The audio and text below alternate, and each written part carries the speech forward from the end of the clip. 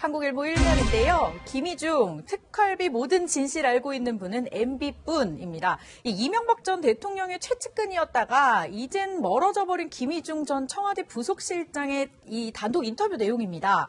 김희중 전 부속실장 인터뷰 내용 먼저 하나하나 좀 보도록 하겠습니다. 네. 섭섭함 없다면 거짓말이다. 배신감과 복수심은 전혀 없었다. 이렇게 지금 주장을 하고 있어요.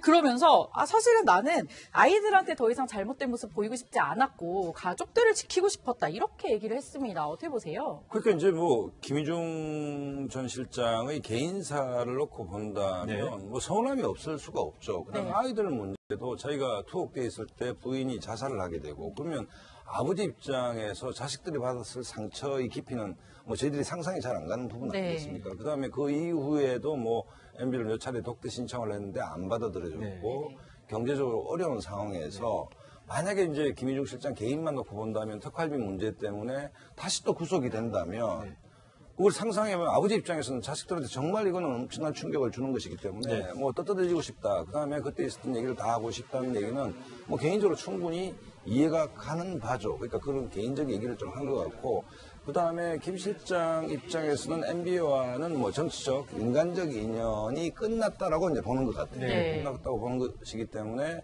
내가 뭐 그 당시 있었던 일 때문에 내가 개인적으로 피해를 보고 우리 아이들한테 또다시 그렇지 않아도 상처를 많이 받았는데 또다시 상처를 줄 이유가 없지 않냐. 그렇기 때문에 내가 알고 있는 부분은 다 얘기하겠다. 뭐 이런 얘기 아닙니까? 지금 세 사람이 소환됐는데 두 사람은 구속이 되고 김 실장은 이제 불구속 상태에서 이제 조사를 받고 있는 것인데 뭐 개인적으로는 이제 이해가 안 가는 바는 아닌데 그렇지만 그렇다 하더라도 김희중 실장이 스모킹건 역할을 한다 하더라도 네. 전직 대통령을 포토라인에 세우고 검찰에 부른다는 것은 김 실장의 정언만 가지고 그게 가능한 것인가? 그건 좀 다른 문제겠죠. 다른 문제인데 어쨌든 김희중 실장의 개인의 어떤 그 사연만 놓고 본다면 뭐 지금 한 얘기들이 충분히 뭐 이해할 수 있는 대목이고 또 나아간다면 이명박 전 대통령의 좀 일종의 좀 부득이의 네. 어떤 결과 아닌가 이런 생각이 듭니다. 네, 두 번째 이야기도 한번 보겠습니다. 뭐라고 얘기를 했냐면요. 김윤옥 여사 특활비로 명품 구입? 나는 전혀 모른다. 이렇게 얘기를 했어요. 이제 기자가 특활비로 명품 샀다고 진술을 했는데 진술을 했느냐는 이런 질문을 던졌더니 검찰이 물어본 적도 없고 난 들어본 적도 없다. 근데 1억 원 상당의 미화를 바꿔서 전달한 건 맞잖아요. 그러니까 그게 어떻게 쓰였는지에 대해서는 이제 네네. 김희중 전 실장은 모른다는 거고, 근데 거기에 대해서 민주당의 박홍구 원내 그 수석 부대표가 이걸 뭐 4천만 원 뭐 명품을 샀다고 한다. 근데 그게 그런 그 말을 두 번을 했는데 한 번은 그 김희중 전 실장이 지인으로부터 뭐 제보를 받았다라고 했고 그 다음에 또 언론에 그 출연을 해서 검찰에서 뭐 그렇게 진술했다고 들었다 이렇게 네. 이제 두 번 얘기를 했고 어제 이명박 전 대통령 측에서 고소를 했죠. 허위 사실이라고. 네. 근데 오늘 김희중 전 실장의 그 인터뷰 내용을 보면 네. 허위 사실인 것이 이제 드러난 거죠. 다만 그러면 박홍근 의원이 뭐 그 법적으로 책임을 그러니까 책임을 안 지게 된다라고 하면 그거는 내가 이 제보나 뭐 이런 그 제보에 대해서 믿을 만한 내가 이것이 사실이라고 믿을 만한 충분한 검증을 다 했다를 본인이 입증을 해야 되는 그 부담은 지금 박 의원이 지고 있습니다. 사실 이게 뭐 여성 수행원한테 이제 직접 돈을 건네줬다고 하는데 이게 검찰 김희중 전 실장의 얘기를 들어보면 검찰의 수사가 굉장히 잘 돼 있다. 이런 얘기들이 좀 나왔거든요. 그러니까 지금 김희중 실장이 인터뷰한 내용만 보면 본인은 그 얘기를 한 적이 없다고 그러는 거 아니겠습니까? 맞아요. 근데 박홍근 의원은 뭐라고 얘기하냐면 사석에서 김희중 전 실장을 잘 아는 지인으로부터 전해 들었다. 네. 그러니까 김희중 전 실장이 발언을 했고 그 발언을 들은 사람이 본인한테 얘기해 준 거다 이렇게 얘기를 하고 있어서 네. 이건 사실관계를 확인해 봐야 될 것 같아요. 분명한 것은 검찰 조사에서 김희중 전 실장이 그런 내용을 발언한 것 같지는 않고요. 다만 명확하게 김희중 전 실장이 얘기하는 것은 1억 원 상당을 미화로 바꿔서 방미 전에 제2부속실 행정관, 여성 행정관한테 전달한 건 맞다고 그랬어요. 그러니까 네. 돈이 건네간 건 맞아요. 특활비에 1억 원을 가져다가 달러로 바꿔서 그걸 김윤옥 여사에게 이제 행정관을 통해 전달한 거는 분명히 이제 검찰에서 얘기한 것 같고 그건 인정을 했지만 그 돈으로 뭘 샀는지는 본인은 모른다고 얘기를 한 거거든요. 그래서 이제 그건 박홍구 의원이 어디서 들었는지를 좀 밝혀야 되는 시점이 된 것 같고요. 네. 그걸 조사를 통해서 만약에 이게 사실이 아니라고 하면 거기에 대한 책임도 필요하겠죠. 그래서 저는 그 부분은 검찰이 좀 조사를 할 필요가 있다는 생각이 듭니다. 네, 말씀해주세요. 그러니까 이 김주성 그 국정원 기조실장의 그 출국 금지가 된 게 작년 9월쯤이라고 저는 전해 들었어요. 그러니까 그러면은 그때부터 그 출국 금지를 하고 이 조사를 했던 거죠, 검찰에. 이제 내사를 하면서 지금 이제 언론에 나오기 시작하는 건데, 네. 그렇다 그러면 이제 김희중 전 실장의 이 언론 인터뷰 내용을 보면은 내가 가서 뭐 입을 다물고 몰고 할 게 없었다. 이미 기초 조사가 다 돼 있었고, 그렇기 때문에 뭐 나는 말을 할 수밖에 없었다라는 건데요. 그런 거 봐서는 이제 이렇게 이제 김희중 전 실장이 말할 수밖에 없는 건 한 이틀 동안 뭐 인간적 배신감에 배신을 한 거다. MB 측근들 돌아서 저격수가 돼. 이런 그 헤드라인들이 뽑히는 거에 대해서 본인도 좀 인간적으로 힘들었던 것 같고요. 그리고 김희중 전 실장이 이제 국민의 눈높이가 달라졌다. 이전에 관행이었다라고 하더라도 이제는 이런 거를 받아줄 수가 없는 그 시대의 정신이다라는 것이 결국은 정치적 해결을 원하는 얘기하는 것이 아닌가. 김희중 전 시장은 이거는 대통령께서 국민들에게 사과해야 된다라고 네, 말씀드립니다. 맞습니다. 예. 그 부분을 저희가 세 번째 말로 꼽았는데요. 이명박 전 대통령 국민께 진심으로 사죄하고 용서를 구해야 된다 이렇게 말씀을 하셨어요. 이 대국민 사과 요구 이렇게 보여지는데요. 어떻게 보시나요? 글쎄 이 부분은 전 김 실장이 좀 많이 나갔다라고 보는 것이 지금 검찰이 수사하고 있는 부분은 국정원 특활비를 청와대가 갖다 썼다. 그 부분에 대해서 이제 김희중 실장이 정언하고 있는 거로 보이는데 그 부분에 대해서 개인적 은원 관계가 있든 뭐든 김희중 실장이 충실히 검찰 수사에 응하면 되는 것인데 네. 좀 더 나아가서 일단 부속실장을 한 분이 MB가 대국민 사과를 해라 하는 부분은 네. 좀 지나치게 좀 많이 나가지 않았느냐. 그 문제는 고도의 정치적 수준에서 MB가 판단할 일인 것이고 아직은 수사 내용이 뭔지 그다음에 피의 사실이 뭔지가 전혀 알려지지 않은 상태에서 됐던 김희중 실장이 MB가 대국민 사과를 하라. 뭘 가지고 좀 사과를 하죠 지금. 그렇다고 본다면 저 발언은 조금 많이 나간 측면이 있다고 저는 봅니다. 사실 이 이명박 전 대통령의 용인술이 실용적인 용인술이라고 많이 주목을 받았었는데 그런 부분 때문에 이게 오히려 되돌아오는 부분이 아닌가 이런 얘기들이 많이 있잖아요. 실용이라고 하는 것이 한편으로는 좋지만 한편으로 보면 인간관계에 있어 상당히 정이 없는 모습을 보여줄 수도 있는 거 아니겠습니까? 네. 그러니까 기업인 출신이라는 부분도 있었을 것이고 그러니까 필요할 때는 그 사람에 대해서 대우도 잘하고 쓰지만 본인이 이제 필요 없다고 생각하면 좀 멀어지는 이런 사이가 있는 것 같아요. 그러니까 김희중 전 실장이 지금 멀어지는 이유를 네네. 물론 사실관계를 확인해 봐야겠습니다만 섭섭하게 하는 게 있다는 거 아니겠습니까? 생활고에 시달리고 있었는데도 불구하고 대통령이 거기에 전 대통령 이명박 전 대통령이 거기에 신경 쓰지 않고 면담 요청을 했는데 받아주지도 않고 네. 또 본인이 저축은행 비리 사건으로 감옥에 있을 때 아내가 이제 사망하는 사건도 있었고 이런 여러 가지 일들이 있었음에도 불구하고 전화도 안 보냈다 이런 얘기까지 있는 걸 보면 그러니까 측근들이라고 생각하는 사람들에 대해서 이명박 전 대통령이 좀 챙기고 그다음에 인간적인 관계를 유지하는 부분에서 좀 부족함이 있었지 않나. 그 이제 김희중, 정두원, 김유찬, 김경준 이 네 사람이 다 이제 돌아서서 지금은 도리어 검찰의 진술한 내용을 보면 이명박 전 대통령의 불리한 그런 증언들을 하고 있는 거 아니겠습니까? 네. 그 말은 결국 그 전에 관계들이 좀 틀어지는 여러 가지 일들이 있었기 때문이라고 생각이 들고 정두원 의원 같은 경우도 형과의 문제 아닙니까? 이상득 전 의원과의 갈등 때문에 멀어지게 된 거니까 네. 그 사람들 관리를 약간 좀 너무 실용적으로 한 게 아닌가 이런 생각은 듭니다. 네, 알겠습니다. 오늘 정치 이슈는 여기까지 얘기 나누겠습니다. 세 분 고맙습니다. 감사합니다.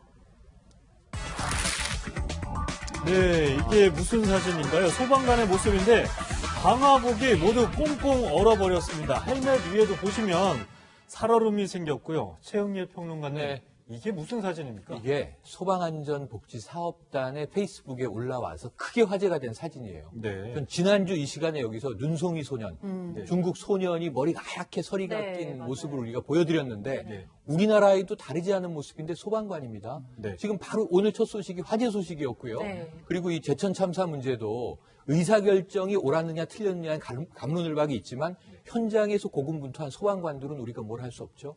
그런데 지금 겨울철 화재 진압 훈련을 마치고 굉장히 힘이 빠진 상태에서 허탈하게 이제 숙사로 돌아가는 모습일 텐데요. 네. 지금 헬멧하고 소방복이 다 꽁꽁 얼었어요. 근데 저러면 사실 실제로 화재 진화할 때 네. 어려움이나 나중에 문제가 크게 그렇습니다. 피해가 생기는 처음에는 이 사진을 보고 우리가 감성적으로 저거 제대로 벗을 수나 있을까? 아, 정말 고생이 많으시구나. 근데 두 번째로 생각해 보면 우리나라 등산복이 얼마나 좋습니까? 예. 얼마나 이 소재도 좋고 잘 만듭니까? 네. 우리가 일부 소방관들이 뭐 장비를 직접 사서 쓴다 이런 얘기도 있었는데 소방복이 허술한 거 아니야?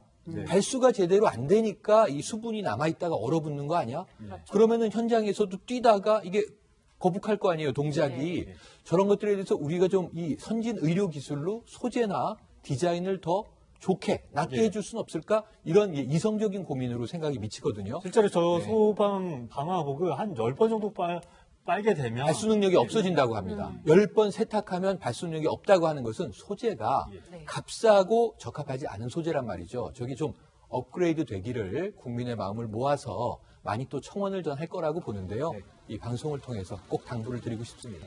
네, 이런 상황에서요, 이 최근에 출동한 구급대원들을 폭행하는 사건들도 많이 일어나고 있다고 합니다. 실제 영상을 한번 보겠습니다. 게 많아요. 뭐, 네, 맞아요. 뭐 말벌질 있으면 말벌질 떼달라, 아니면 집에서 뭐 조그만 일만 있어도 뭐 열쇠로 뭐 문이 안 열리면 그것까지 열어달라고 하는 그런 민원이 엄청 많거든요. 그런데 사실 이제 구급하는 역할이 최근에 들어서 엄청나게 119 소방관들의 역할이 커졌거든요. 네. 그런데 사실 물론 뭐 그 어떤 긴급한 상황에 당한 사람의 입장에서 보면 이제 빨리 가고 빨리 처리를 해주기를 바라겠죠. 하지만 그건 절차에 관한 거고 119 구급 소방대원들이 사실은 굉장히 전문성이 있는 거 아닙니까? 근데 그걸 존중을 해줘야 하는데 계속 자기 의견만 가지고 빨리 해달라고 자기 이익만 생각하는 거예요. 이제 그러다 보니까 이런 그러니까 자기 폭행사건이 자녀만 중요하고 구급대원은 중요하지 않다고 그렇죠. 생각해요. 근데 구급대원은 사실 상당히 굉장히 전문성이 있기 때문에 본인들의 어떤 절차에 따라서 알아서 하는 거거든요. 그래서 이 부분에 대해서는 지금 사실은 뭐 문제가 되고 폭행이 발각이 돼서 수사를 하면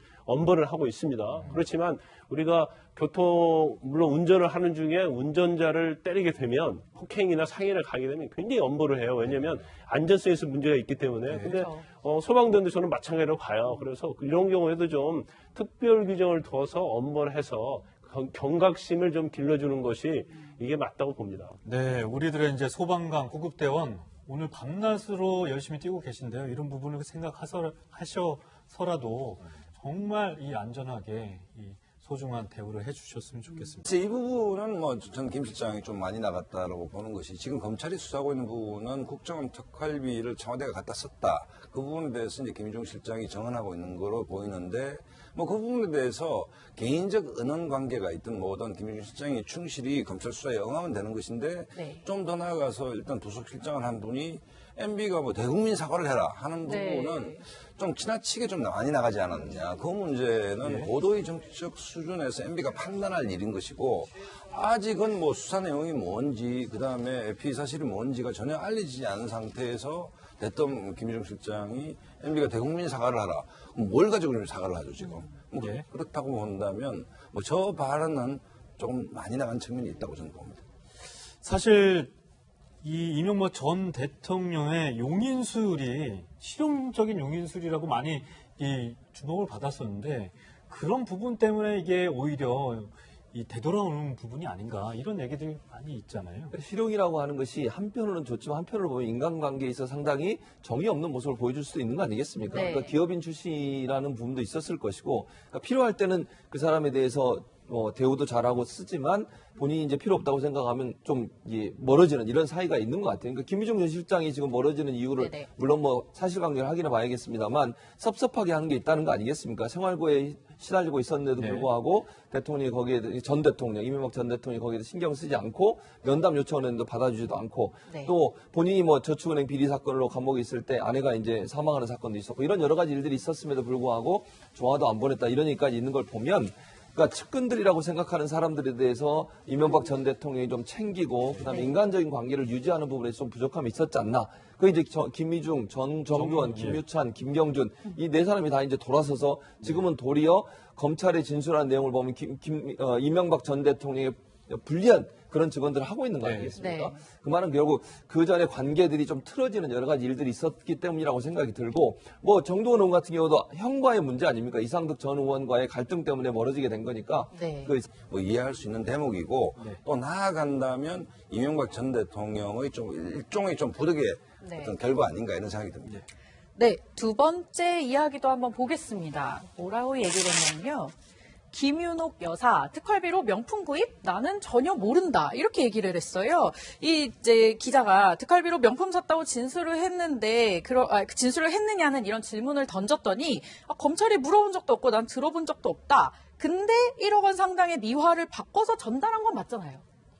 그러니까 그게 어떻게 쓰였는지에 대해서는 이제 네네. 김희중 전 실장은 모른다는 거고, 근데 거기에 대해서 민주당의 박홍구 원내 그 수석 부대표가 이걸 뭐 4천만 원 뭐 명품을 샀다고 한다. 근데 그게 그런 그 말을 두 번을 했는데, 한 번은 그 김희중 전 실장이 지인으로부터 뭐 제보를 받았다라고 했고, 그 다음에 또 언론에 그 출연을 해서 검찰에서 뭐 그렇게 진술했다고 들었다. 이렇게 네. 이제 두 번 얘기를 했고, 어제 이명박 전 대통령 측에서 고소를 했죠. 허위 사실이라고. 네. 근데 오늘 김희중 전 실장의 그 인터뷰 내용을 보면 네. 허위 사실인 것이 이제 드러난 거죠. 다만 그러면 박홍근 그 의원이 뭐 그 법적으로 그러니까 책임을 안 지게 된다라고 하면, 그거는 내가 이 제보나 뭐 이런 그 제보에 대해서 믿을 만한, 내가 이것이 사실이라고 믿을 만한 충분한 검증을 다 했다를 본인이 입증을 해야 되는 그 부담은 지금 박 의원이 지고 있습니다. 사실 이게 뭐 여성 수행원한테 이제 직접 돈을 건네줬다고 하는데, 이게 검찰 김희중 전 실장의 얘기를 들어보면 검찰의 수사가 굉장히 잘 돼 있다. 이런 얘기들이 좀 나왔거든요. 그러니까 지금 김희중 실장이 인터뷰한 내용만 보면 본인은 그 얘기를 한 적이 없다고 그러는 거 아니겠습니까? 맞아요. 근데 박홍근 의원은 뭐라고 얘기하냐면 사석에서 김희중 전 실장을 잘 아는 지인으로부터 전해 들었다. 네. 그러니까 김희중 전 실장이 발언을 했고 그 발언을 들은 사람이 본인한테 얘기해 준 거다 이렇게 얘기를 하고 있어서 네. 이건 사실관계를 확인해 봐야 될 것 같아요. 분명한 것은 검찰 조사에서 김희중 전 실장이 그런 내용을 발언한 것 같지는 않고요. 다만 명확하게 김희중 전 실장이 얘기하는 것은 1억 원 상당을 미화로 바꿔서 방미 전에 제2부속실 행정관, 여성 행정관한테 전달한 건 맞다고 그랬어요. 그러니까 네. 돈이 건네간 건 맞아요. 특활비에 1억 원을 가져다가 달러로 바꿔서 그걸 김윤옥 여사에게 이제 행정관을 통해 전달한 거는 분명히 이제 검찰에서 얘기한 것 같고 그건 인정을 했지만 그 돈으로 뭘 샀는지는 본인은 모른다고 얘기를 한 거거든요. 네. 그래서 이제 그건 박홍근 의원이 어디서 들었는지를 좀 밝혀야 되는 시점이 된 것 같고요. 네. 그걸 조사를 통해서 만약에 이게 사실이 아니라고 하면 거기에 대한 책임도 필요하겠죠. 그래서 저는 그 부분은 검찰이 좀 조사를 할 필요가 있다는 생각이 듭니다. 네, 말씀해주세요. 그러니까 이 김주성 그 국정원 기조실장의 그 출국 금지가 된 게 작년 9월쯤이라고 저는 전해 들었어요. 그러니까 그러면은 그때부터 그 출국 금지를 하고 이 조사를 했던 거죠, 검찰에. 이제 내사를 하면서 지금 이제 언론에 나오기 시작하는 건데, 네. 그렇다 그러면 이제 김희중 전 실장의 이 언론 인터뷰 내용을 보면은 내가 가서 뭐 입을 다물고 몰고 할 게 없었다. 이미 기초 조사가 다 돼 있었고, 그렇기 때문에 뭐 나는 말을 할 수밖에 없었다라는 건데요. 그런 거 봐서는 이제 이렇게 이제 김희중 전 실장이 말할 수밖에 없는 건 한 이틀 동안 뭐 인간적 배신감에 배신을 한 거다. 뭐, MB 측근들 뭐 돌아서 뭐 저격수가 돼. 뭐 이런 그 헤드라인들이 뽑히는 거에 대해서 본인도 좀 인간적으로 힘들었던 것 같고요. 그리고 김희중 전 실장이 이제 국민의 눈높이가 달라졌다. 이전에 관행이었다라고 하더라도 이제는 이런 거를 받아줄 수가 없는 그 시대의 정신이다라는 것이 결국은 정치적 해결을 원하는 얘기하는 것이 아닌가. 김희중 전 시장은 이거는 대통령께서 네. 국민들에게 사과해야 된다라고 네, 말씀드립니다. 맞습니다. 예. 네. 그 부분을 저희가 세 번째 말로 꼽았는데요. 이명박 전 대통령 국민께 진심으로 사죄하고 용서를 구해야 된다 이렇게 말씀을 하셨어요. 이 대국민 사과 요구 이렇게 보여지는데요. 어떻게 보시나요? 한국일보 1면인데요. 김희중 특활비 모든 진실 알고 있는 분은 MB뿐입니다. 이 이명박 전 대통령의 최측근이었다가 이젠 멀어져 버린 김희중 전 청와대 부속실장의 이 단독 인터뷰 내용입니다. 김희중 전 부속실장 인터뷰 내용 먼저 하나하나 좀 보도록 하겠습니다. 네. 네, 섭섭함 없다면 거짓말이다. 배신감과 복수심은 전혀 없었다. 이렇게 지금 주장을 하고 있어요.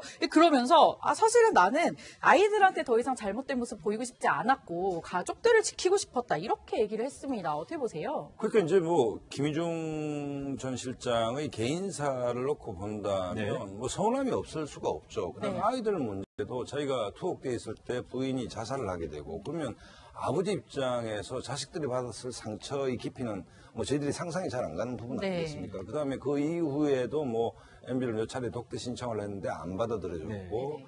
경제적으로 어려운 상황에서 만약에 이제 김희중 실장 개인만 놓고 본다면 특활비 문제 때문에 다시 또 구속이 된다면 그걸 상상해보면 아버지 입장에서는 자식들한테 정말 이거는 엄청난 충격을 주는 것이기 때문에 뭐 떳떳해지고 싶다. 그다음에 그때 있었던 얘기를 다 하고 싶다는 얘기는 뭐 개인적으로 충분히 이해가 가는 바죠. 그러니까 그런 개인적 얘기를 좀 한 것 같고 그다음에 김 실장 입장에서는 MB와는 뭐 정치적 인간적 인연이 끝났다라고 이제 보는 것 같아요. 네. 끝났다고 보는 것이기 때문에 내가 뭐 그 당시에 있었던 일 때문에 내가 개인적으로 피해를 보고 우리 아이들한테 또다시 그렇지 않아도 상처를 많이 받았는데 또다시 상처를 줄 이유가 없지 않냐. 그렇기 때문에 내가 알고 있는 부분은 다 얘기하겠다. 뭐 이런 얘기 아닙니까? 지금 세 사람이 소환됐는데 두 사람은 구속이 되고 김 실장은 이제 불구속 상태에서 이제 조사를 받고 있는 것인데 뭐 개인적으로는 이제 이해가 안 가는 바는 아닌데 그렇지만 그렇다 하더라도 김희중 실장이 스모킹건 역할을 한다 하더라도 네.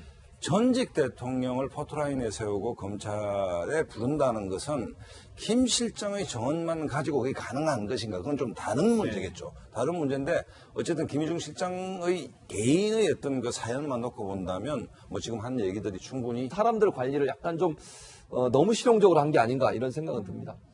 네, 알겠습니다. 오늘 정치 이슈는 여기까지 얘기 나누겠습니다. 세 분 고맙습니다. 감사합니다. 네, 이게 무슨 사진인가요? 소방관의 모습인데 방화복이 모두 꽁꽁 얼어버렸습니다. 헬멧 위에도 보시면 살얼음이 생겼고요. 최영일 평론가님, 네. 이게 무슨 사진입니까? 이게 소방안전복지사업단의 페이스북에 올라와서 크게 화제가 된 사진이에요. 네. 전 지난주 이 시간에 여기서 눈송이 소년, 중국 소년이 머리가 하얗게 서리가 네, 낀 맞아요. 모습을 우리가 보여드렸는데 네. 우리나라에도 다르지 않은 모습인데 소방관입니다. 네. 지금 바로 오늘 첫 소식이 화재 소식이었고요. 네. 그리고 이 제천 참사 문제도 의사결정이 옳았느냐 틀렸느냐는 갑론을박이 있지만 현장에서 고군분투한 소방관들은 우리가 뭘 할 수 없죠. 그런데 지금 겨울철 화재 진압 훈련을 마치고 굉장히 힘이 빠진 상태에서 허탈하게 이제 숙사로 돌아가는 모습일 텐데요. 네. 지금 헬멧하고 소방복이 다 꽁꽁 얼었어요. 근데 저러면 사실 실제로 화재 진화할 때 네. 어려움이나 나중에 문제가 크게 그렇습니다. 피해가 생기는 처음에는 이 사진을 보고 우리가 감성적으로 저거 제대로 벗을 수나 있을까? 정말 고생이 많으시구나. 근데 두 번째로 생각해보면 우리나라 등산복이 얼마나 좋습니까? 예. 얼마나 이 소재도 좋고 잘 만듭니까? 네. 우리가 일부 소방관들이 뭐 장비를 직접 사서 쓴다 이런 얘기도 있었는데 소방복이 허술한 거 아니야? 발수가 제대로 안 되니까 이 수분이 남아있다가 얼어붙는 거 아니야? 그러면은 현장에서도 뛰다가 이게 거북할 거 아니에요, 동작이. 저런 것들에 대해서 우리가 좀 이 선진 의료 기술로 소재나 디자인을 더 좋게, 낫게 해줄 수는 없을까? 이런 이성적인 고민으로 생각이 미치거든요. 실제로 저 소방 방화복을 한 10번 정도 빨게 되면 발수 능력이 없어진다고 합니다. 10번 세탁하면 발수 능력이 없다고 하는 것은 소재가 네. 값싸고 적합하지 않은 소재란 말이죠. 저기 좀 업그레이드 되기를 국민의 마음을 모아서 많이 또 청원을 전 할 거라고 보는데요. 이 방송을 통해서 꼭 당부를 드리고 싶습니다. 네, 이런 상황에서요, 이 최근에 출동한 구급대원들을 폭행하는 사건들도 많이 일어나고